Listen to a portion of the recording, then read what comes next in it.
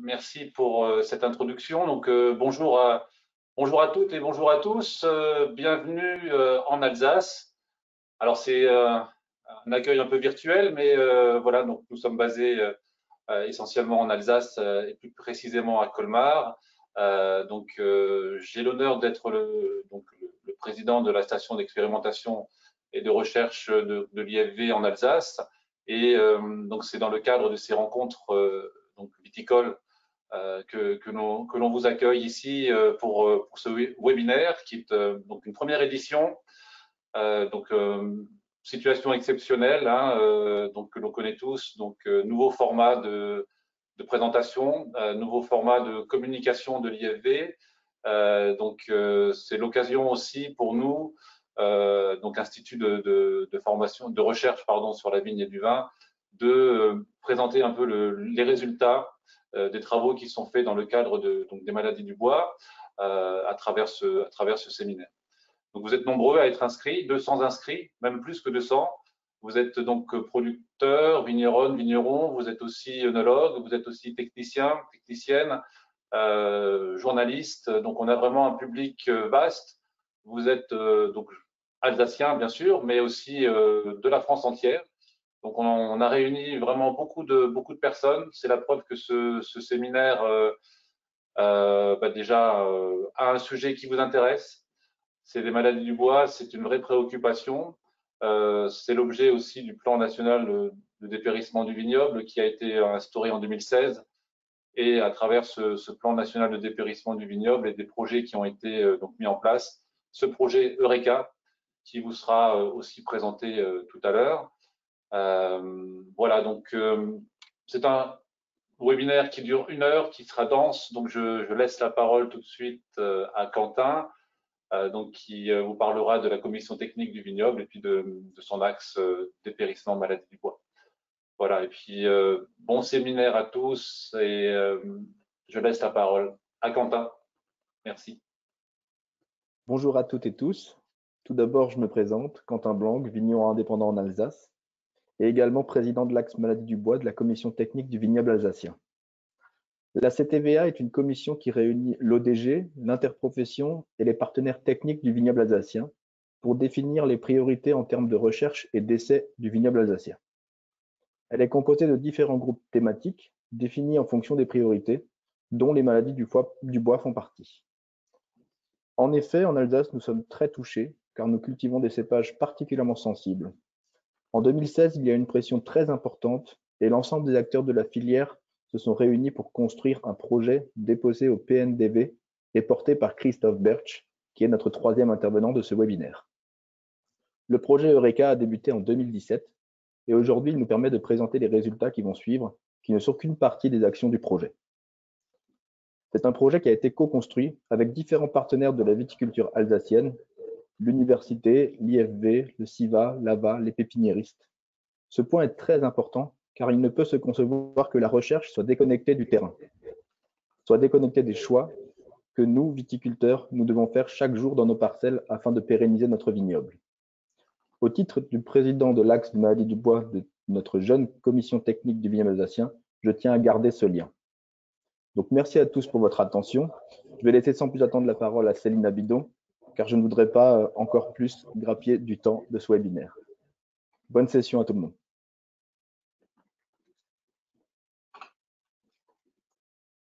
Bien, merci. Bonjour à tous. Donc, je suis ravie de vous rejoindre aujourd'hui pour ces rencontres viticoles d'Alsace. Alors, moi, je vais vous présenter les résultats de plusieurs analyses d'une base de données issue de l'Observatoire des maladies du bois alsacien pour essayer de mettre en avant des pratiques culturales et des caractéristiques du terroir ou des parcelles qui sont liées à l'expression des maladies du bois et qui pourraient expliquer l'expression des maladies du bois. Donc, notre principal outil de collecte des données, c'est l'Observatoire des maladies du bois alsacien. Donc, il a été créé en 2003 suite à la demande des administrations de créer des observatoires dans les différents vignobles pour suivre l'évolution des maladies du bois, notamment suite à l'arrêt de l'utilisation, de l'homologation plutôt de l'arsénite de soude, qui était le seul moyen de lutte chimique connu pour lutter contre les maladies du bois assez efficacement. Alors, ce réseau de parcelles, il a été créé avec un groupe de 30 viticulteurs qui ont mis à disposition chacun une parcelle d'Auxerrois, une parcelle de Gewürztraminer et une parcelle de Riesling pour qu'elles soient suivies annuellement. Donc, il y avait 90 parcelles au départ. L'observatoire a été rajeuni, on a rajouté des parcelles en 2019, notamment suite à l'étude que nous avons menée pour que l'observatoire soit encore plus représentatif et plus performant pour suivre les maladies du bois. Alors, chaque parcelle est notée et chaque parcelle est composée comme vous voyez là sur le plan. Donc, il y a 300 ceps qui sont suivis chaque année. Donc, un rectangle représente un pied. Et on y note, rien s'il ne se passe rien, mais on y note si c'est un jeune pied, donc si le plant n'est pas encore en production. On a également l'information si le pied est mort, s'il y a des absents.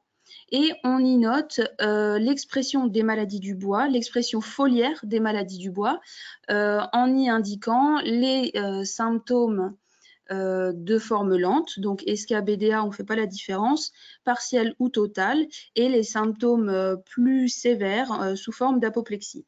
On y note également si les pieds ont été recépés ou s'ils sont dépérissants.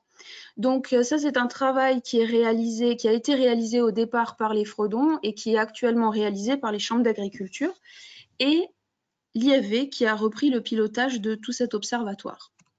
Alors, pour compléter cette base de données sur le pourcentage d'expression des maladies, nous avons en 2018, dans le cadre du projet Eureka, recruté une personne qui s'appelle Solène Malblanc, que je remercie au passage, qui a réalisé des enquêtes chez 30 viticulteurs donc, de cet observatoire pour y récolter un maximum d'informations et notamment pour vraiment caractériser les pratiques culturales, aussi bien au niveau de la qualification de la récolte, mais également au niveau des pratiques de taille, également tous les travaux en verre qui sont réalisés et également les moyens de lutte qui sont mis en place dans ces exploitations pour lutter contre les maladies du bois. Donc, grâce à toutes ces informations, aussi bien sur l'expression des maladies du bois et sur les parcelles et les pratiques, nous avons réalisé différentes analyses statistiques avec notamment des variables que nous avons conservées, donc là des pratiques fixes et des pratiques annuelles, grâce notamment à l'aide d'une stagiaire qui s'appelle Elisaveta Logocha, qui a réalisé 2 stages à l'IFV et qui, avec Solène, ont réalisé les analyses statistiques. Donc, je vous présente partiellement ces résultats. Ici, une première analyse qui nous permet de voir les groupes de parcelles. Ça crée des groupes de parcelles en fonction de l'évolution de l'expression des maladies du bois. Donc, on voit par exemple ici en bas à droite le groupe de parcelles bleues qui sont des parcelles où l'expression augmente ces dernières années. On y voit essentiellement des parcelles de Gewürztraminer, mais on y voit également des parcelles de Riesling. Et il y a des choses qui peuvent interpeller, comme par exemple une parcelle de Gewürz et de Riesling très proches ici, de la même exploitation. Donc, on peut s'interroger sur quel est le lien, parce que le cépage est différent et on sait que le cépage est prédominant en termes d'expression, enfin d'explication de l'expression des maladies du bois, mais ça nous encourage à aller voir ce qui se passe au niveau des pratiques. Grâce à ce genre d'analyse, on a également pu voir, par exemple, ici un groupe de parcelles où l'expression a été forte les premières années, mais qui est nettement en diminution. Donc là, je vous montrerai tout à l'heure un résultat de ça, mais en fait, ça nous permet d'aller chercher ce qui s'est passé sur ces parcelles-là. Donc là, on a fait une analyse quantitative avec les chiffres d'expression des maladies du bois qu'on a groupés et on a fait le même type d'analyse avec les pratiques. C'est-à-dire que avec une ACM, nous avons pu réaliser des groupes d'exploitation, donc une typologie d'exploitation en fonction de leurs pratiques. Et tout cela est corrélé à un gradient d'expression des maladies du bois, c'est-à-dire que les parcelles A, enfin les exploitations du groupe A sont beaucoup moins touchées que les parcelles, que les exploitations du groupe D. Alors, le groupe d'exploitation A, en fait, ce sont des exploitations qui sont plutôt innovantes, avec des exploitations enclins à la modernité, qui réalisent tous de la taille en fonction des flux de sève, qui réalisent tous un ébourgeonnage et un épamprage manuel. Le recépage y est quasi systématique. Une complantation est réalisée tous les ans. Mais en plus de tout ça, des pratiques innovantes ou des pratiques nouvelles de lutte contre les maladies du bois, ils sont constamment testés et mis en place. Donc j'ai mis ici l'exemple du curetage, du recépage massif ou du regreffage, mais on est ici dans un côté innovation, ce qui le différencie du groupe B, où le groupe B finalement est très semblable au niveau des pratiques, sauf que pour lutter contre les maladies du bois, ces exploitations-là vont mettre en place uniquement des techniques qui ont fait preuve de concept. Ensuite, les groupes C et D, eux, sont plutôt caractérisés par soit une mise en place uniquement partielle des moyens de lutte que j'ai cités, ou alors, par exemple, pour le groupe D, plutôt des critères au niveau de la taille avec le fait que les flux de sève ne sont pas un élément décisionnel dans la taille et qu'il y a souvent des changements de tailleurs ou de nombreux tailleurs différents sur les exploitations. Donc là, ça nous amène finalement à constater que un certain ensemble de pratiques permettent d'être plus ou moins touchés par les maladies du bois. Alors, d'autres résultats au niveau de l'analyse des paramètres fixes. Donc là, nous avons trouvé une corrélation entre l'expression des maladies du bois et le cépage, mais ça, c'est un résultat qui est déjà très connu. Mais la seconde chose qui ressort, c'est l'unité de sol, c'est-à-dire qu'on trouve une corrélation entre le fait que les parcelles soient sur des sols lourds et une moindre expression des maladies du bois. Et à contrario, sur des sols plus légers, on a des expressions qui sont plus importantes. Et tout cela est lié également au troisième paramètre qui sort comme explicatif dans ces analyses, c'est la contrainte hydrique théorique. Donc en fait, sur chaque parcelle, on a pris la réserve utile théorique et quand on a des cas où la contrainte hydrique n'est pas du tout limitante, on a net moins de maladies du bois que lorsque les contraintes sont soit peu limitantes, soit très limitantes. On passe vraiment d'un cap à l'autre. Le dernier facteur qui ressort ici dans les paramètres fixes, c'est l'effet de l'âge, donc qui est bien connu. Les parcelles sont les plus touchées ont dans notre observatoire entre 25 et 30 ans et les moins de 20 ans sont moins touchés. En revanche, au niveau de la mortalité, quand on regarde vraiment la mortalité des cèpes, ce sont les parcelles entre 30 et 35 ans qui sont les plus touchées. Alors, au niveau des variables temporelles qui ont été analysées, donc vous voyez sur ce tableau les différents tests statistiques qui ont été appliqués. Ici, moi, j'en fais une petite synthèse parce que ça reste des analyses statistiques et des calculs mathématiques, donc on ne peut pas prendre non plus ça pour argent comptant. Mais par contre, on voit ici, donc notamment dans le modèle, que une taille propre, c'est-à-dire une taille toujours réalisée très à ras, favorise les maladies du bois, ou en tout cas dans notre échantillon, ces parcelles-là sont plus touchées par les maladies du bois. En revanche, lorsque les vignerons nous expliquent que les flux de sève sont toujours bien pris en compte et que c'est quelque chose qui est fondamental dans leur manière de tailler, on croise ça avec des expressions des maladies plus faibles. On a également vu un effet de l'ébourgeonnage. Donc, quand l'ébourgeonnage est réalisé, on a moins de maladies du bois sur les parcelles. Nous avons également des choses comme par exemple, nous voyons moins de maladies du bois lorsque le cavaillon est travaillé. Mais l'échantillon de parcelles dans notre observatoire où le cavaillon est travaillé n'est pas assez important pour en faire une généralité. Mais c'est des choses qui peuvent nous interpeller à amplifier nos travaux. Voilà pour les variables temporelles. Alors, il y a les statistiques, mais il n'y a pas que les statistiques. Dans le projet Eureka, nous avons également pu concevoir une base de données cep à cep, qui est un travail conséquent. Mais par exemple, vous voyez ici l'exemple d'une parcelle où on peut suivre la vie d'un cep. Par exemple, ici, le cep numéro 10, on voit qu'il était en bonne santé, qu'il a fait une forme totale en 2007, puis qu'il a été remplacé par un jeune pied qui a mis 6 ans à revenir en production. Vous pouvez également voir, par exemple ici, un pied qui a fait une forme partielle avant de mourir, avant d'être complanté. Je vous présente ici cette base de données parce que finalement, c'est encore notre réserve, notre ressource d'indicateurs qu'on n'a pas encore exploité, où je pense qu'il y a encore beaucoup de choses à exploiter.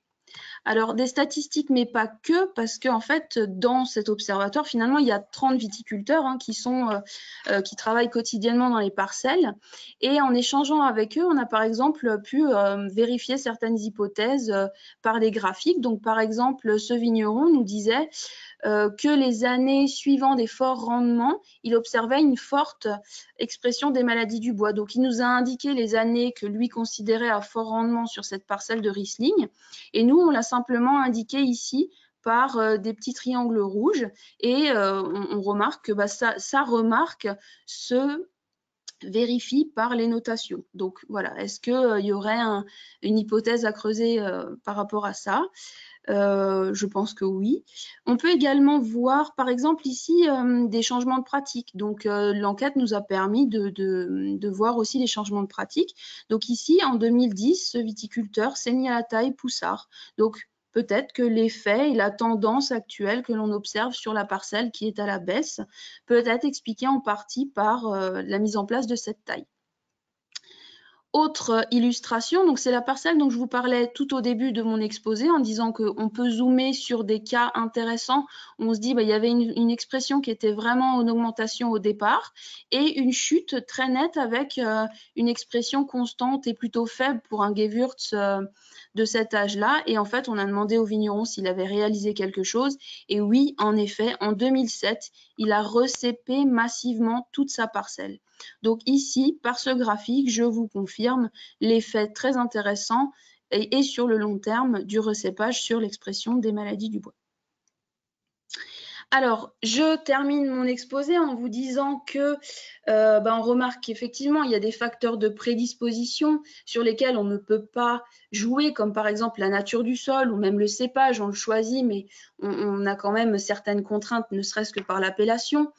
On a des facteurs de contribution, donc on a les champignons qui sont là, qui sont aussi dans le bois. On a un ensemble de pratiques où on voit qu'ils ne sont pas neutres du tout.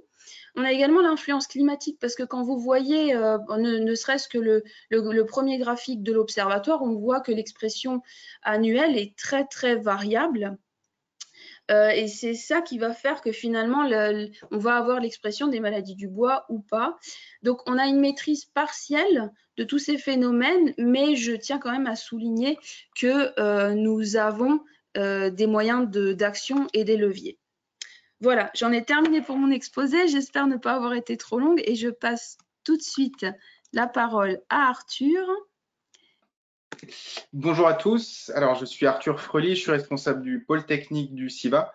Donc, j'ai eu l'occasion de travailler sur ces questions de stratégie préventive et curative dans le cadre du projet Eureka. Alors, ma présentation fait écho à des résultats de la bibliographie et puis également des résultats obtenus dans le cadre du projet Eureka. Allons-y. Alors, partons d'un constat qui, je pense, est un constat partagé. Même sur un cep endommagé par du bois mort et de l'esca, on va souvent trouver un porte-greffe qui est sain. C'est la base qui nous permet d'envisager ces stratégies de rajeunissement de la souche. Donc ça, c'est vraiment la base de travail. Et ça va nous permettre d'aborder les 3 thématiques qui vont suivre, donc le recépage, le curetage et le regreffage. Alors partons du recépage, qui est une pratique à la fois curative et préventive. Hein. Tout le monde connaît cette technique, c'est clairement la méthode la plus simple de rajeunissement du cep. Dans le cadre d'un recépage préventif, on monte un nouveau tronc en laissant la vieille souche en même temps afin de garder la production. Et puis sur un recépage curatif, on va décapiter le pied.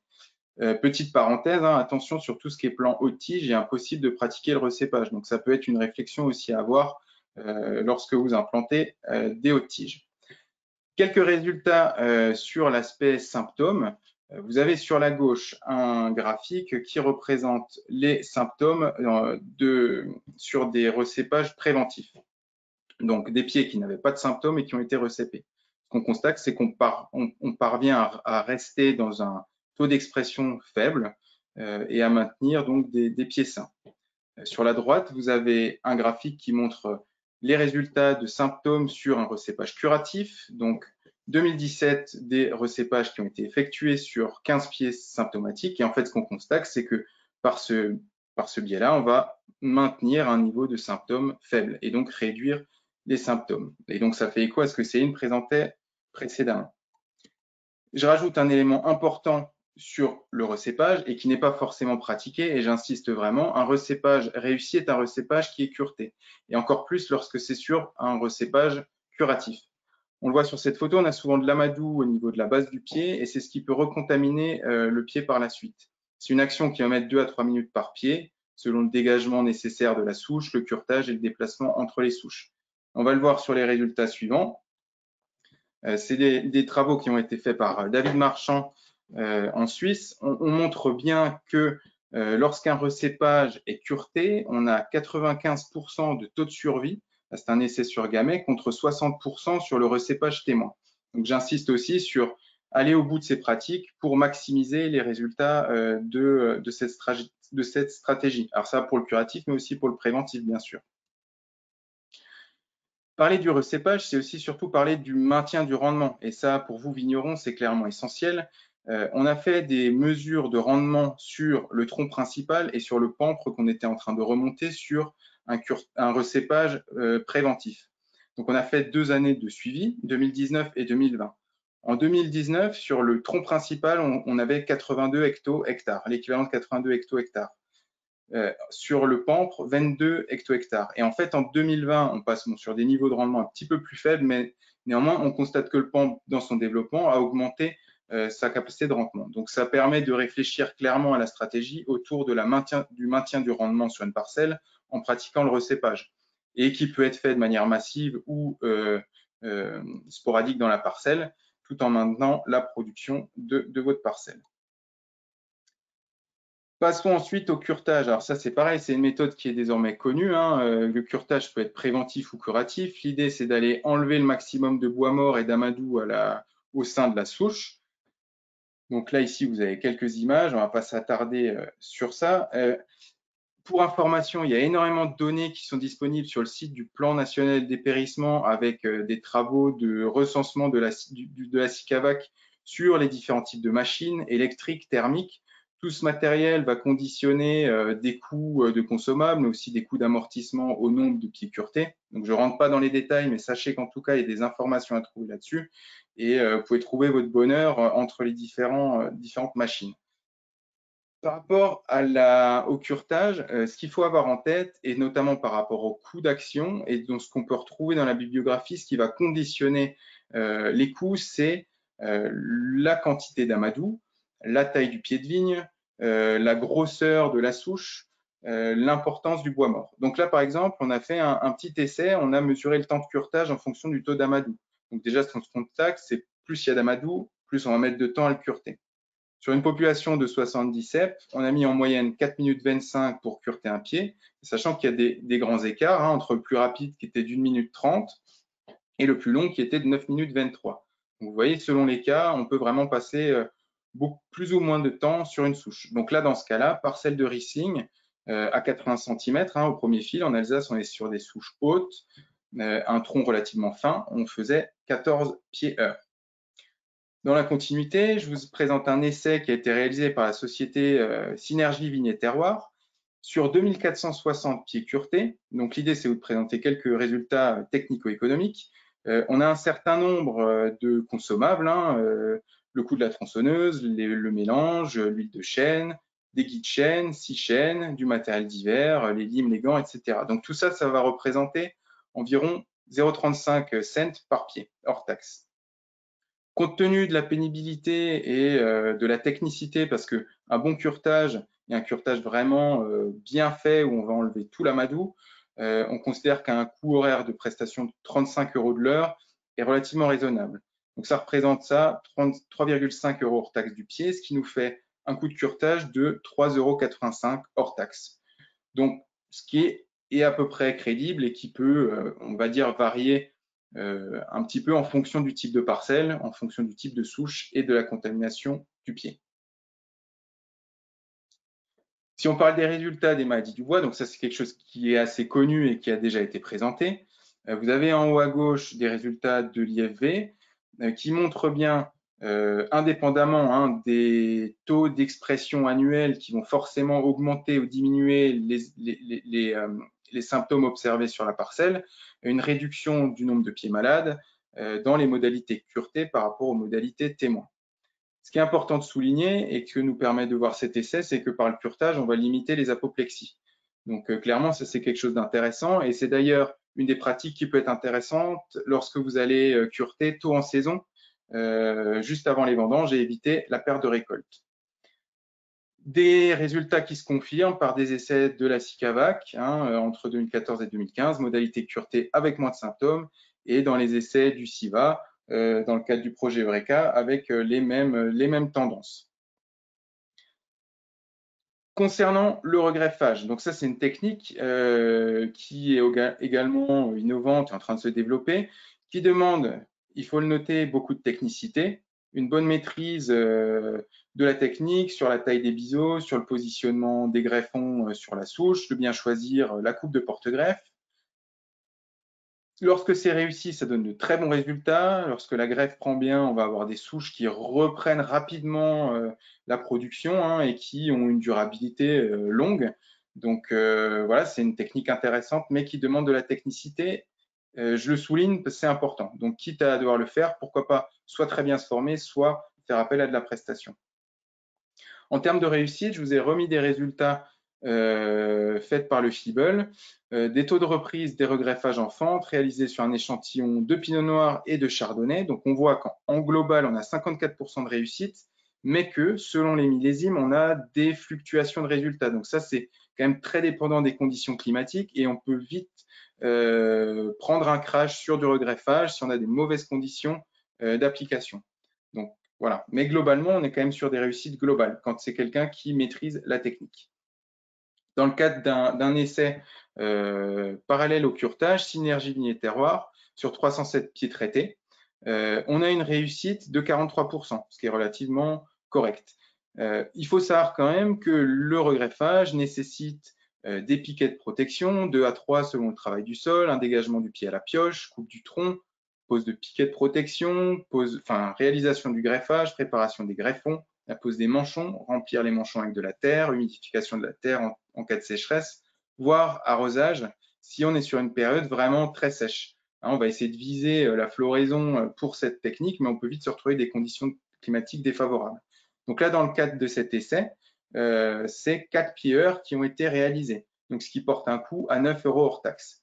Mais c'était un vignoble en pente, plutôt difficile d'accès. Donc pareil, c'est un coût à géométrie variable selon les parcelles sur lesquelles on va l'appliquer. Le taux de mortalité dans cet essai était de 36% et dépassable, parce qu'on en a aussi, c'est des pieds qui sont un petit peu plus chétifs et on attend de voir si la greffe va passer ou pas.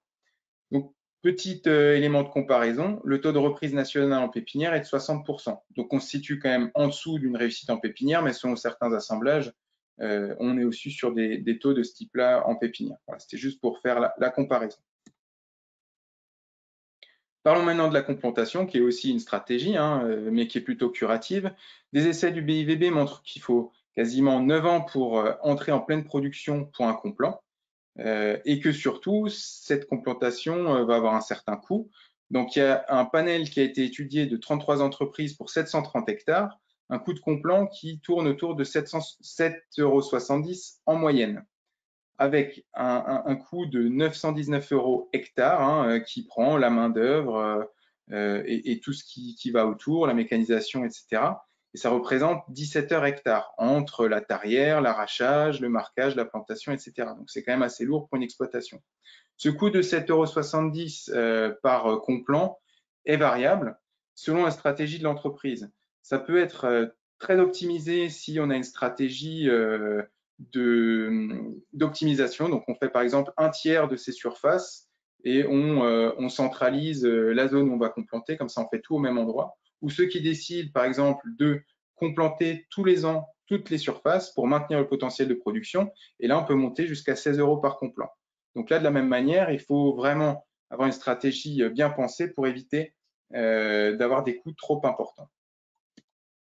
Donc finalement, ce qui est important à retenir, c'est que ces stratégies prévention curative, c'est une stratégie vraiment à réfléchir au niveau du domaine pour être le plus efficace et le plus économique possible. Déjà dissocier de stratégie, prévention, curatif. Sur l'aspect préventif, il est clairement impératif de faire des recépages sur tous les cépages sensibles et commencer dès 10-15 ans avant l'apparition des pics de symptômes. Ensuite, on peut clairement aussi faire du recépage préventif sur tous les cépages à partir de 15-20 ans. On peut également prévoir du curatage préventif dès 15 ans sur toutes les souches qui présentent des accumulations de bois mort. On constate qu'on a fait des erreurs dans la taille, des inversions de flux de sève, des anciens coursons qui ont fait du bois mort. Là, on peut y aller directement sans réfléchir, ça évitera d'avoir des pics de symptômes sur ces souches. Et ensuite, l'approche curative qui vient en parallèle.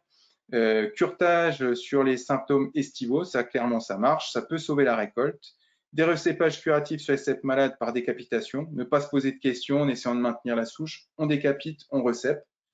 Regreffage en fente et la complantation. Enfin, je vais terminer sur une note économique pour ma conclusion. Donc, on voit que selon les études et si on fait un peu le bilan, la complantation pour un cep peut coûter de 5 à 16 € par souche hors taxe. Le regreffage, ça va de 2,35 € à 9 € hors taxe. Le recépage de 1,60 € à 3 € hors taxe. Et le curetage de 2,50 € à 3,85 € hors taxe. Donc, la réflexion qu'il faut avoir sur ces différents coûts, c'est qu'en choisissant sa stratégie, on a des techniques qui vont faire de 0 à 9 années avant qu'on ait une récolte pleine. Donc là, déjà, ça peut laisser une certaine réflexion. Et surtout, on a 3 techniques sur 4 qui permettent de préserver le système racinaire. Donc cette notion de système racinaire, je l'ai dans ma conclusion juste en dessous. Pour moi, adapter sa stratégie, il faut la faire en fonction de 3 points principaux. La sensibilité parcellaire aux maladies du bois d'une part et au stress hydrique d'autre part, parce que ça a conditionné le choix de sa stratégie. On a également la situation parcellaire. S'il y a des pentes, si l'accès est facile, les types de sol, sec, lourd ou pas, ça va clairement conditionner l'une ou l'autre technique. Et ensuite, la valorisation parcellaire, qu'est-ce que vous rapporte chaque pied et qu'est-ce qu'il vous coûte? Donc, vous produisez du crément, vous êtes en AOC, en grand cru, etc. Clairement, ça va aussi conditionner la stratégie dans l'utilisation d'une technique ou l'autre ou la combinaison de plusieurs d'entre elles. Voilà ce que je voulais vous dire en quelques minutes. Je passe la parole à Christophe qui prend la suite. Bien, bonjour à tous. Avant de commencer, j'aimerais saluer l'ensemble de mes collègues qui sont connectés et j'aimerais faire un salut tout particulier à Thomas du FCB qui nous a rejoint aussi. Alors, ce que je vais faire pendant le temps qui m'est imparti, c'est de vous présenter les travaux que nous avons entrepris au laboratoire Vignes Biotechnologie Environnement basé à Colmar.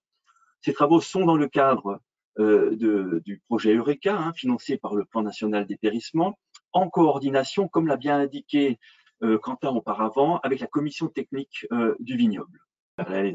Donc, en fait, ce qu'on fait au sein du labo, on essaye de faire notre recherche par rapport aux maladies du bois en se basant sur 3 piliers. 3 piliers qui sont pour moi extrêmement importants. Le premier va être de caractériser les facteurs de virulence des pathogènes impliqués dans la maladie, comprendre pourquoi ils agressent notre vigne. Le deuxième pilier va être de travailler sur les mécanismes de défense de la plante. Essayer de comprendre aussi pourquoi certains cépages, certaines variétés sont plus ou moins sensibles, tolérants par rapport au malus du bois. L'ensemble de ces données va nous donner des données sur l'étiologie de la maladie, comment la maladie se met en place. On l'a déjà vu avec les présentations auparavant. Et tout ça a pour but de pouvoir mettre en place des moyens de lutte, innovants ou non. L'idée de notre travail est bien de produire des moyens de lutte pour aider la viticulture. Alors, si je pars sur les facteurs de virulence, on sait, il a été beaucoup travaillé là-dessus, que la dégradation du bois que vous voyez ici est faite par des enzymes. Un multiples types d'enzymes, des cellulases, des hémicellulases qui vont dégrader le bois et qui vont amener ce bois à l'amadou que Arthur a bien montré auparavant. Nous, au sein du labo, on s'est attardé à un autre type de dégradation, un type de dégradation qu'on appelle non enzymatique du bois. Ce type de dégradation était très peu étudié au niveau de la vigne et des malus du bois et l'ESCA en particulier. Et pour ce faire, on a aussi choisi un des pathogènes, parce que vous le savez, il y a plusieurs types de pathogènes qui sont capables d'induire nos symptômes. On s'est intéressé à un pathogène, alors désolé pour le nom un peu compliqué, un Fomitiploria mediterranea, aussi un de ces pathogènes qui a été un peu délaissé, je trouve. Pourquoi? Parce qu'il intervient en dernier. Et donc, comme il intervient en dernier, on s'est dit que ce n'est pas un précurseur. Mais c'est peut-être pas totalement juste. Et donc, on a essayé de voir si ce type de champignon était capable de faire cette dégradation non enzymatique du bois qui peut ouvrir une nouvelle voie. Eh bien, les travaux qui ont été entrepris au sein du LDBE montrent qu'effectivement, Fomitiploria mediterranea peut effectuer toutes les étapes de la dégradation non enzymatique, qui est l'acidification du milieu, qui est la production de composés de faible poids moléculaire chélateurs du fer, qui est la production de radicaux libres, de radicaux hydroxyles. Alors pour l'instant, on garde ça en mémoire, mais c'est pas novateur, mais c'est une nouvelle voie peut-être de compréhension de l'étiologie de la maladie. Alors ces travaux au sein du labo sont dirigés par Sybille Farine, avec qui on a aussi des coordinations et des collaborations à l'international. C'est un sujet avec qu'on travaille avec l'Université du Massachusetts, avec Paris, nos collègues italiens de Bologne et de l'Université de Florence et nos collègues de Nancy. Donc, on garde ça, ce petit bout du puzzle pour la fin de la présentation. Si je vais maintenant voir sur ce qu'on appelle la sensibilité et la tolérance. Qu'est-ce qu'on sait? Cette notion de recherche d'une variété peu sensible ou tolérante, on l'a tous faite. Dans n'importe quel pathosystème, on essaie de savoir si une plante est résistante ou pas à un tel type de pathogène. Ça a été fait depuis très longtemps. Si on prend l'exemple de la vigne, quand on a lutté contre le phylloxéra, Jules-Émile Planchion, Gustave Fuchs, Pierre Viala ont essayé de trouver dans la famille des Viticeae qu'ils ont mis en place des résistants au phylloxéra. On les a trouvés avec les vignes américaines. Au niveau des malus du bois, la même chose a été faite. Céline a cité l'Observatoire national. L'Observatoire national des malus du bois montre bien qu'en se basant sur l'expression des symptômes foliaires, les cépages vont varier sur l'expression des symptômes. Vous le savez, si on prend pour l'Alsace, par exemple, le Riesling et le Gewürztraminer expriment beaucoup plus, d'un point de vue foliaire, les symptômes que notre Pinot blanc, notre Pinot auxerrois. Au sein du laboratoire, nous avons essayé aussi d'évaluer cette sensibilité en évaluant l'induction des nécroses sur le bois. Et donc, on a testé l'ensemble de la famille des Viticeae. Il en résulte, avec d'autres travaux d'autres laboratoires, que dans la famille des vinifera, il n'y a pas de gros marqueurs de tolérance aux maladies du bois. Par contre, si on sort des Vitis vinifera, on peut trouver des choses intéressantes. Et ce qui nous a marqué, c'est que Vitis sylvestris, qui est l'ancêtre de la vigne, qui date du tertiaire et qui après a évolué, croisement, mutation, qui a donné nos cépages, mais ce Vitis sylvestris, et on a la chance qu'il existe encore actuellement, a des réactions extrêmement intéressantes vis-à-vis des malus du bois et vis-à-vis des pathogènes des malus du bois. Donc c'est pour cela que nous avons établi à Colmar, au niveau du biopôle, une collection de Vitis sylvestris qui nous vient majoritairement de la vallée rhénane.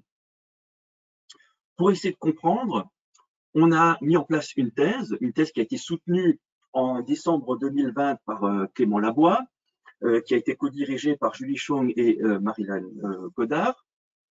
Marie-Lorraine, pardon, sur l'étude des réponses des défenses des sylvestris et des facteurs d'agressivité.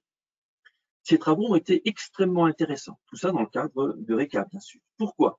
Alors, on ne va pas rentrer dans les détails, on n'a pas le temps et puis on va se perdre, mais on a vraiment vu des différences lors de l'infection du sylvestris par rapport au vinifera, d'un point de vue métabolomique et d'un point de vue transcriptomique.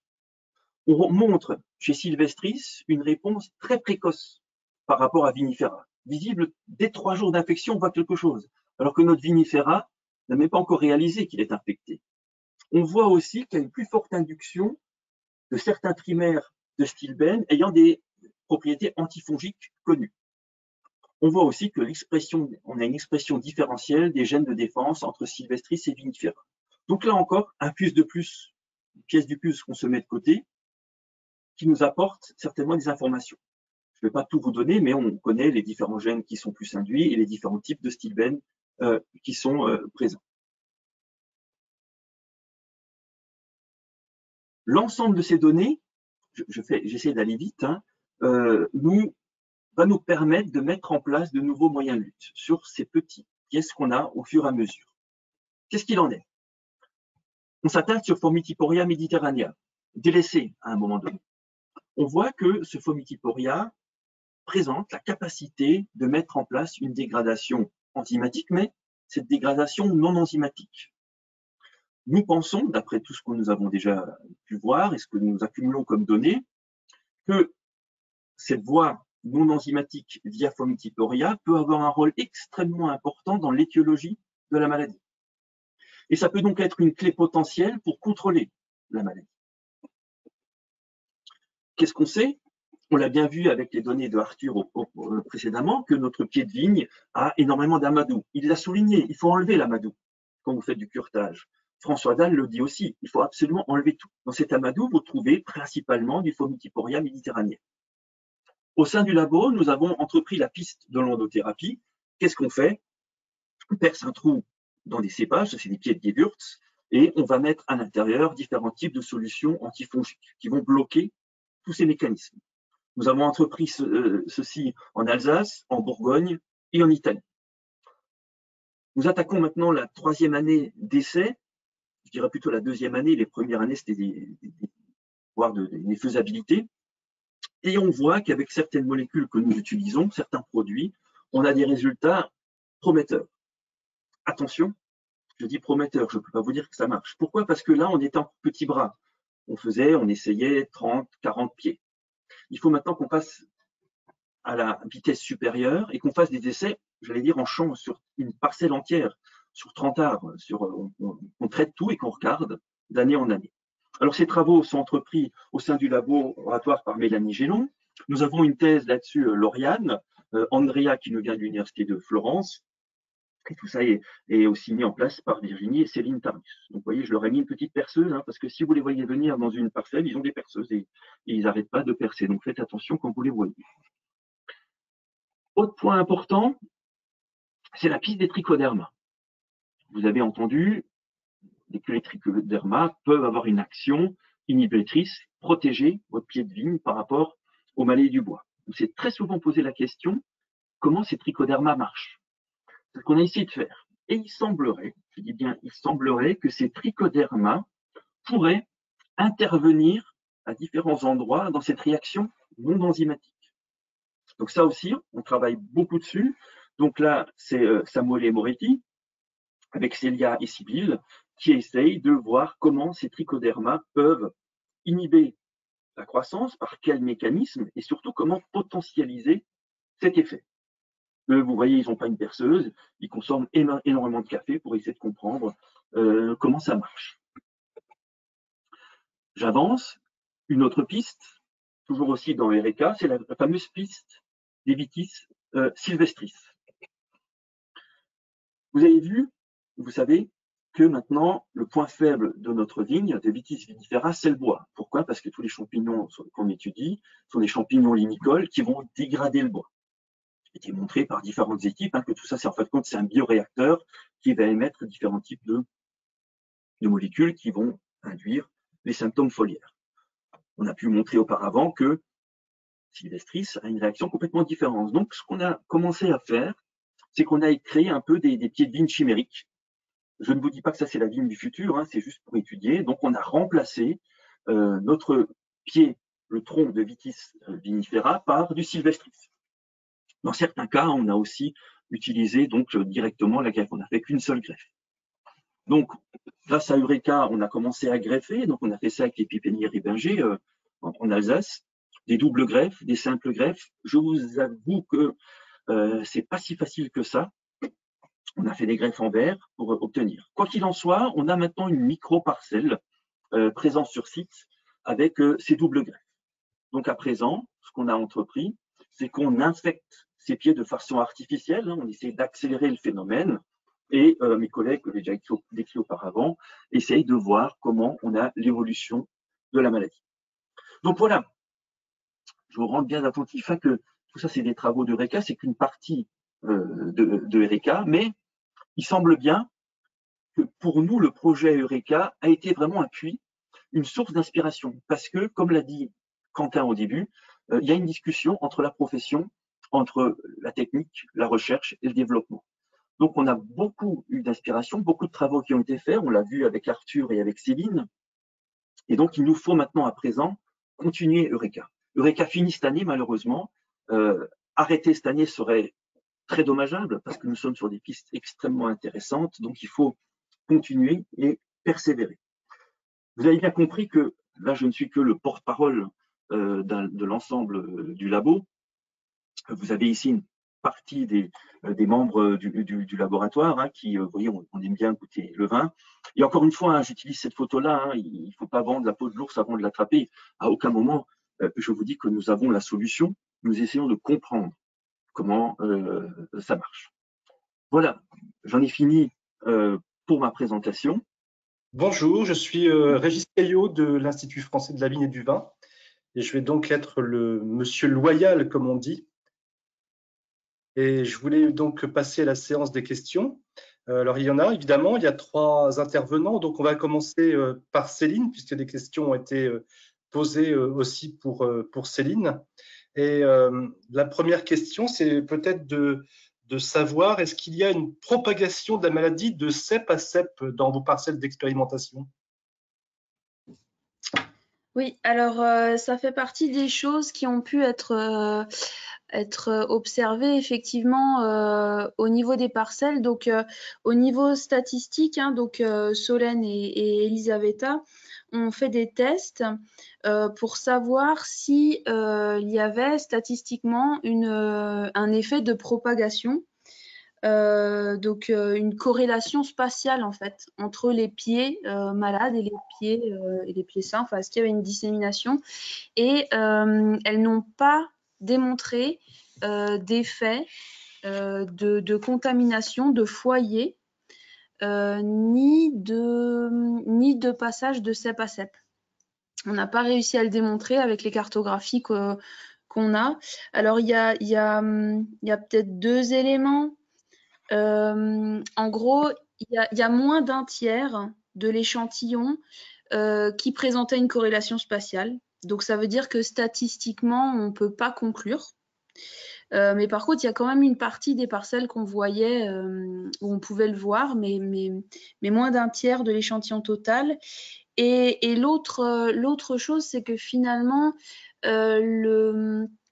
l'observatoire, il avait été conçu de manière aléatoire. En fait, les échantillons et les rangs où l'on note ont été sélectionnés de manière aléatoire, c'est pas la bonne formule, mais ils ont été mis en place de manière aléatoire pour justement représenter au mieux l'expression des maladies du bois dans toute la parcelle. Donc voilà ce que je peux vous donner comme élément de réponse.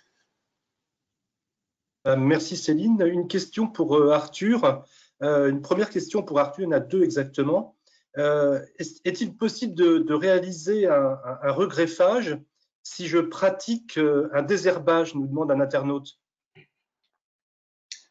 Oui, alors il faudra faire attention hein, parce que pour réaliser le regreffage, on doit réutiliser la terre pour le mettre dans le manchon, donc pour créer un espace un petit peu comme si on était dans les caisses de chauffe en pépinière, hein, finalement.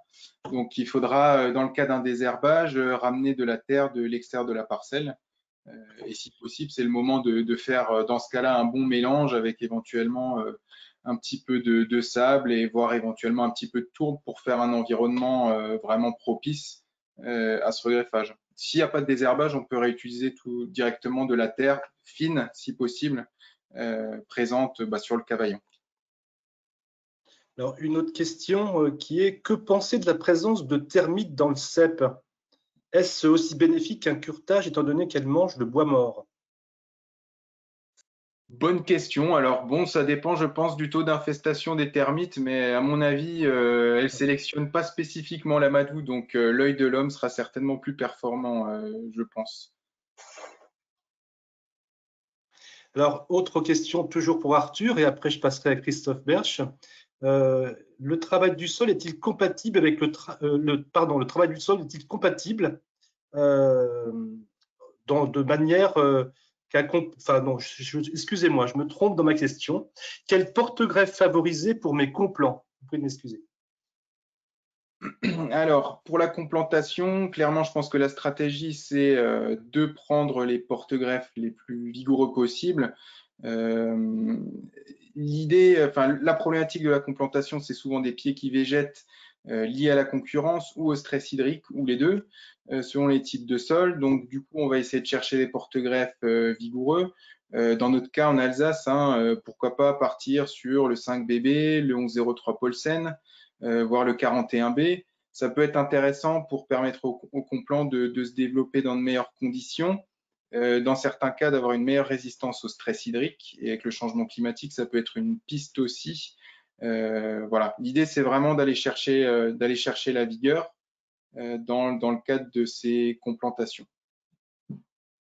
Merci Arthur. Une question pour Christophe Berch. Les produits utilisés dans l'endothérapie sont-ils composés de molécules de synthèse ou de molécules naturelles? Les deux.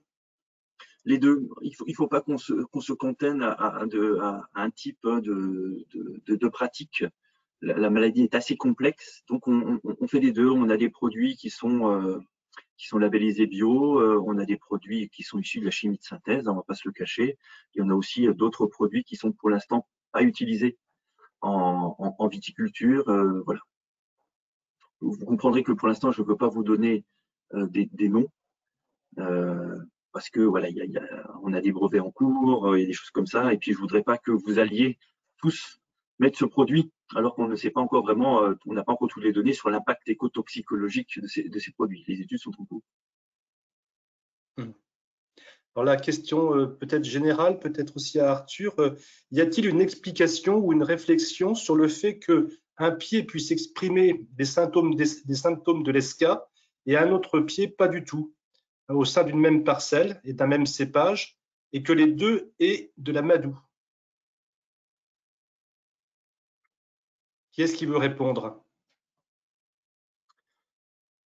Je pense qu'il y a un côté peut-être plus physiologique que tu maîtrises là, Christophe, sur cette question-là. Oui. La présence d'amadou, effectivement, entraîne souvent des symptômes foliaires. Après, nous sommes ici plus de 100 connectés. On va pas tous, si je prends l'exemple classique du coronavirus, on va pas tous réagir pareil. Il y en a qui vont être très malades, d'autres beaucoup moins. Donc en fait, c'est chaque individu, c'est les clones, mais c'est un individu chaque fois particulier, séparé.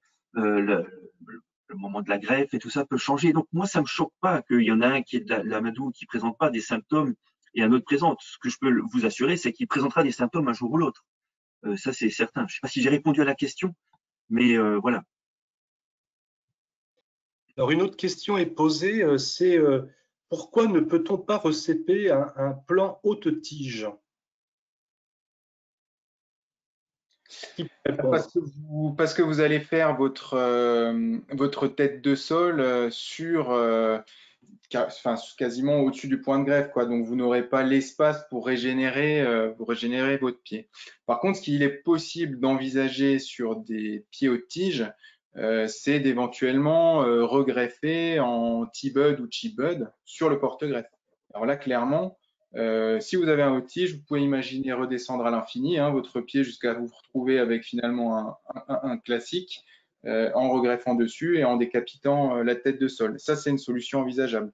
Mais le recépage tel qu'on l'entend sur un haut de tige, c'est quand même techniquement plus difficile, puisque votre haut de tige, vous n'avez pas réellement un tronc à proprement parler, vous travaillez quasiment directement sur votre tête de sol. En tout cas, dans les hautes tiges, je ne sais pas s'il y a personne qui pose la question est d'Alsace ou pas, mais dans nos pieds qui font à peu près 80 cm au niveau de la tête de sol, les hautes tiges sont quasiment sur le premier fil, quoi, hein, donc d'où cette réflexion-là. Alors, une avant-dernière question, si on veut tenir le timing, est-ce que le temps pluvieux au début d'une période de taille, en décembre, au lieu du début du printemps, a une incidence sur les maladies du bois?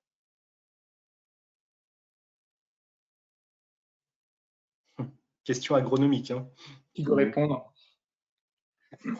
Moi, j'ai pas de données là-dessus. Je peux pas dire de bêtises. Moi, j'ai envie de répondre que finalement, au niveau des champignons, il y a des contaminations. Il y a un tel cortège en fait de champignons. Christophe et Arthur, vous confirmerez ou pas, mais il y a un tel cortège en fait de champignons présents et qui sont responsables ensemble des maladies du bois et avec des cycles différents. C'est-à-dire qu'une période d'humidité va peut-être être favorable à un champignon et à de la sporulation d'un champignon et sera défavorable à un autre. Et finalement, on a des contaminations un petit peu tout le temps. Même en été, on a des contaminations au niveau des champignons. Alors, je ne sais pas si c'est ça le lien que vous faisiez entre la météo et la période de taille, mais en fait, même pendant les travaux en verre, il y a on crée des blessures et des spores peuvent être de Botryosferia notamment peuvent être présents à cette période-là. Donc, si vous pensiez au fait que la pluie est favorable aux champignons et donc à la dissémination des champignons par rapport à la période de taille, moi j'ai envie de dire que c'est certainement pas prédominant comme facteur parce qu'il y a beaucoup d'autres facteurs et il y a beaucoup de champignons et il y a des périodes de contamination très larges.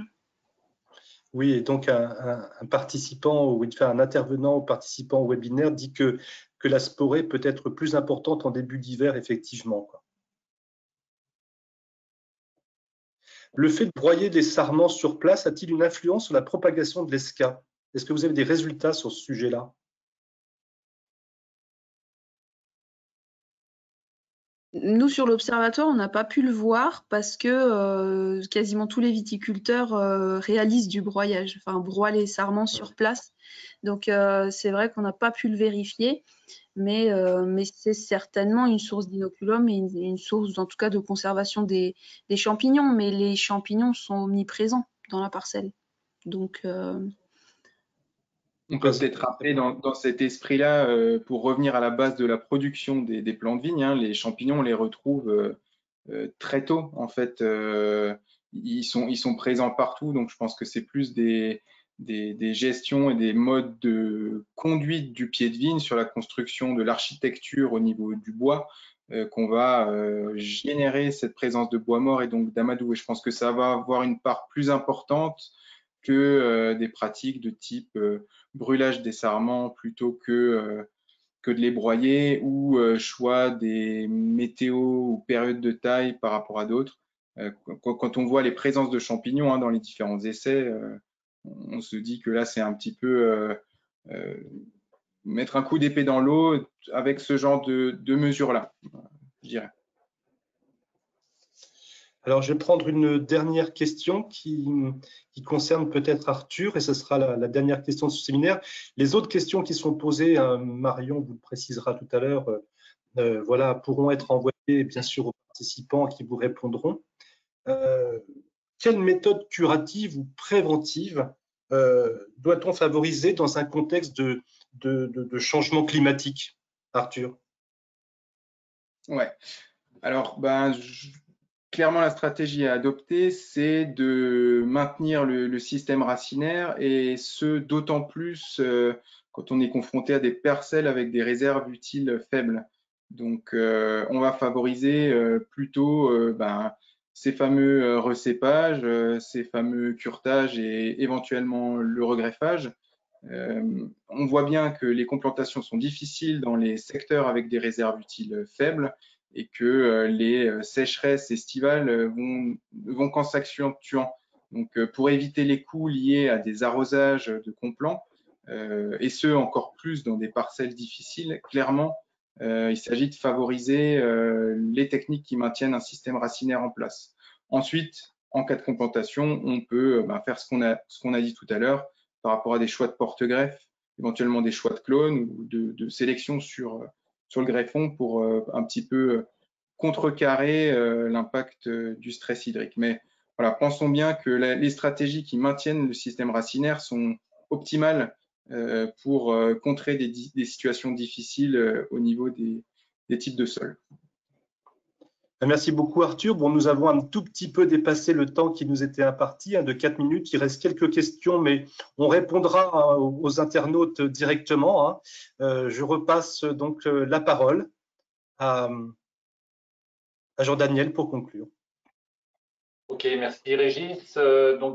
Écoutez, bon, ce webinaire nous a permis quand même d'avoir des informations très précises et des sources aussi d'espoir pour lutter contre ces maladies du bois. Donc, merci en tout cas aux 3 intervenants qui nous ont fait part de leurs travaux, qui donc apportent déjà un certain nombre de réponses pour la profession et pour les vignerons pour trouver des solutions de lutte contre ces maladies du bois qui affectent quand même notre vignoble.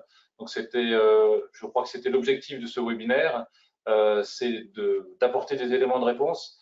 Il est clair que pour l'instant, on n'a pas encore toutes les réponses, qu'il convient bien sûr de poursuivre tous ces efforts de recherche et que le projet Eureka ou le plan national de dépérissement n'est pas, je l'espère, arrivé à son terme et qu'il va être renouvelé et prolongé, car il y a encore beaucoup de sources d'espoir et de recherche pour apporter des solutions. Voilà, merci en tout cas à vous 3. Merci aussi à Quentin d'avoir assisté à ce webinaire et de présider l'axe dépérissement donc au sein de la CTVA. Et je vous souhaite à toutes et à tous de passer une belle soirée et rendez-vous en Alsace, peut-être un jour de manière physique.